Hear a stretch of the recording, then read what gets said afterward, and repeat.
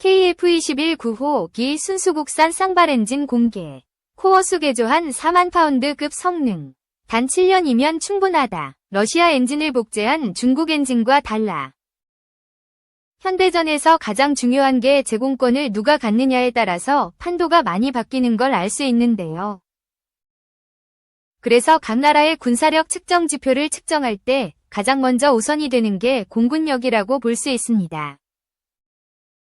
다른 분야에 비해 가장 정밀하면서도 정확하기 때문에 많은 나라에서 전투기 생산 혹은 기술력을 높이기 위해서 많이 노력하고 있는데요.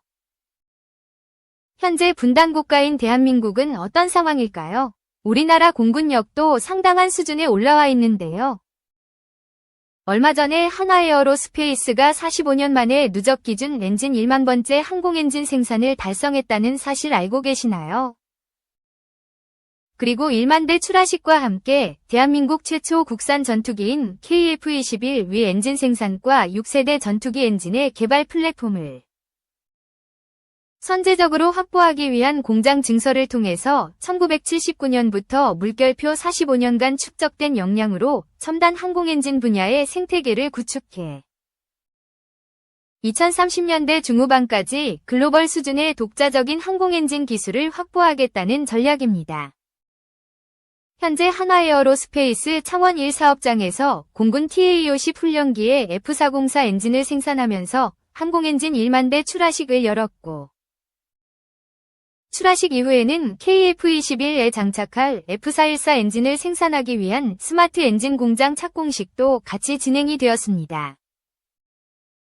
2025년까지 약 400억 원을 투자해 5,000평 규모로 조성되는 엔진 공장은 IT 기반의 품질 관리와 물류 시스템을 갖춘 스마트 공장으로 지어질 예정인데요. 1만 번째를 넘어 앞으로 있을 2만 번째, 3만 번째 항공엔진 출하식도 기대해보겠습니다. 한화에어로스페이스 화이팅입니다. 참고로 독자 엔진 개발 1만 대 출하식 행사에는 정부와 업체 주요 기관장, 홍남표 창원시장, 김명주 경남도 부지사, 석종건 방위사업청장, 허성무 창원성산 국회의원 당선인, 유재문 공군 군수사령관, 안상민 해군 군수사령관, 박종승 국방과학연구소장, 손재홍 국방기술진흥연구 소장, 허건영 국방기술품질원장 등 민관군 관계자 200여 명이 참석해서 자리를 빛내주셨습니다. 한화에어로스페이스는 1979년 공군 F4 전투기용 J79 엔진 창정비 생산을 시작으로 82년도에는 최초 국산 항공기 제공 후 J85 엔진을 생산했으며 현재는 KF-21 보람의 전투기용 F414 엔진 생산을 하고 있습니다. 45년간 항공기와 헬기, 선박 등에 탑재된 엔진 등을 합쳐 1만 대를 생산하면서 엔진 설계 및 해석 기술과 소재 및 제조, 시험 및 인증 등 항공엔진 전반에 걸친 기반 기술과 시스템을 확보로 이를 토대로 유도미사일 엔진, 보조동력장치, APU 등 1800대 이상의 엔진은 독자 기술로 개발, 생산했습니다. 그리고 이제는 첨단 항공엔진 및 6세대 전투기 엔진을 개발 추진할 계획입니다. 기존에는 해외 업체의 라이선스를 기반으로 국내에서 국산화 기술협력 생산으로 이뤄졌다면 향후에는 전투기급의 독자 엔진 기술을 통해 자주국방에 기여함은 물론 2029년경 약 150조 원이 넘어설 것으로 전망이 되고 있는 글로벌 항공엔진 시장에 본격적으로 한화에어로스페이스가 진입할 예정이라 더욱 기대를 모으고 있는 상황입니다. 참고로 현재 한화에어로스페이스는 공군의 주력기 엔진 생산과 함께 45년 동안 총 5,700대의 엔진을 유지, 보수, 정비, MRO 하는 동안 국내에서 유일하게 엔진 설계부터 소재 및 제조, 사후 관리까지의 통합 역량을 보유한 회사입니다. 오늘 피자와 함께 한화에어로스페이스 국내 유일 독자 엔진 개발 1만 번째 항공엔진 출하식 내용과 함께 앞으로 행보를 같이 살펴봤는데요. 축적한 항공엔진 기술은 이제 미국, 영국과 같은 기술 선진국과 100년 이상 차이 나는 기술 격차를 45년 만에 단숨에 좁혀놨다는 부분에서 상당히 의미가 있다고 볼 수 있습니다. 오늘 내용처럼 현재에 만족하지 않고 공장 증설 및 투자를 통해 대한민국 대표 항공엔진 기업으로 자주 국방에 기여하고 있으니 많은 관심과 응원 부탁드립니다. 감사합니다. 2. 미국, 북한에서 컨테이너 1만 8천여 개 군수품 조달, 한국, 즉각 중단해야. 미한일과 서방 국가들이 유엔 안보리 회의에서 북러 군사협력을 강력히 비판하며 즉각 중단할 것을 촉구했습니다. 러시아가 북한 무기로 우크라이나 민간인들에 큰 피해를 입히고 있으며 북한도 반대급부로 대량 살상무기 개발 지원을 받고 있다고 지적했습니다. 조은정 기자가 보도합니다.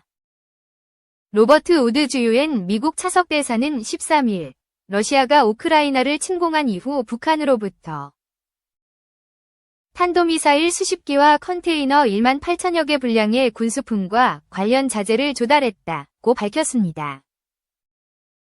우드 대사는 이날 국제평화와 안보에 대한 위협을 주제로 열린 안보리 회의에서 러시아의 북한 무기 조달은 러시아가 스스로 불과 몇 년 전 지지했던 안보리 결의에 대한 위반이라고 지적했습니다. 아울러 러시아가 자기 이익만을 생각하며 비확산 원칙에 대한 지지를 포기하고 안보리에서의 지위를 이용해 북한의 불법 핵과 탄도미사일 개발에 대한 유엔의 조사로부터 북한을 보호하려고 시도해왔다고 말했습니다. 유엔 주재 일본 대표부의 이리야 다카요키 공사는 이날 회의에서 러시아는 스스로 찬성표를 던진 안보리 결의를 위반해 북한으로부터 탄도미사일을 조달했고 이란으로부터도 탄도미사일을 조달했다고 말했습니다. 주유엔 한국 대표부의 김상진 차석 대사는 러시아의 지속적인 북한 무기 사용은 우크라이나 민간인과 기반시설에 심각한 피해를 입히며 침략의 참상을 더욱 심화시키고 있다고 지적했습니다. 그러면서 러시아의 북한 탄도미사일 사용 빈도와 강도가 증가하고 있는 것에 대해 깊이 우려하고 있다고 밝혔습니다. 김차석 대사는 우크라이나 군사연구소가 8월에 러시아가 우크라이나 공격에 사용한 미사일이 북한산임을 확인했고 북한 지도자가 최근 핵무기를 기하급수적으로 늘리겠다고 공언했다는 점도 지적했습니다. 러시아가 북한으로부터 무기를 얻는 대가로 군사기술을 지원하는 데 대한 우려도 나왔습니다. 프랑스의 니콜라 드 리비에르 유엔 대사는 러시아는 유엔 안보리가 만장일치로 채택한 결의를 노골적으로 위반하면서 북한으로부터 무기, 탄도미사일, 군수품을 구입하고 있다며 지난 1월, 7월, 8월에 북한산 미사일을 사용해 우크라이나를 공격했다고 지적했습니다. 드 리비에르 대사는 이러한 지원에 대한 대가로 러시아는 북한과의 군사협력을 강화하고 있으며 이는 북한이 탄도미사일과 대량살상무기 프로그램을 더욱 발전시켜 지역과 국제안정에 심각한 영향을 미칠 수 있다고 지적했습니다. 제임스 카리우키 유엔 주재 영국 차석 대사도 러시아, 이란, 북한 간의 군사협력 증대는 유럽 안보뿐만 아니라 세계 안보에도 용납할 수 없는 위협이 되고 있다고 지적했습니다. 러시아는 불법 전쟁을 연장하는 데 필요한 무기를 얻는 대가로 유엔 안보리가 승인한 제재를 위반하고 있으며 이란과 북한 정권의 역량을 강화하고 이들을 더 대담하게 만들고 있다는 것입니다. 카리우키 차석 대사는 이는 중동과 인도태평양 지역의 불안정성을 더욱 심화시키는 원인이 되고 있다고 말했습니다. 한편 이날 회의 소집을 요청한 러시아는 우크라이나가 서방에서 제공받은 장거리 미사일로 러시아 본토 후방 깊숙한 곳을 타격할 수 있도록 사거리 제한을 완화할 가능성에 대해 경고했습니다. 바실리 네벤자 유엔 주재 러시아 대사는 제한을 해제하기로 한 결정이 실제로 내려지면 그 순간부터 나토 국가들은 러시아와 직접 전쟁을 수행하는 것을 의미한다고 말했습니다. 그러면서 이 경우 서방 침략자들이 초래할 모든 결과를 감안해 결정을 내려야 할 것이라고 말했습니다. 이날 네벤자 대사는 북한과의 무기 협력에 대해서는 언급하지 않았습니다. 북한과 러시아는 무기 거래 의혹을 강하게 부인해왔습니다. 김남혁 유엔 주재 북한 대표부 3등 서기관은 지난 2월에 열린 유엔 총회 회의에서 우리는 러시아와 무기 거래를 한 적이 없으며 앞으로도 그럴 계획이 없다고 말했습니다. 드미트리 페스코프 크렘린궁 대변인도 지난해 10월 북러 무기 거래 의혹과 관련해 원칙적으로 모두 근거가 없고 구체적인 내용이 없다고 주장한 바 있습니다.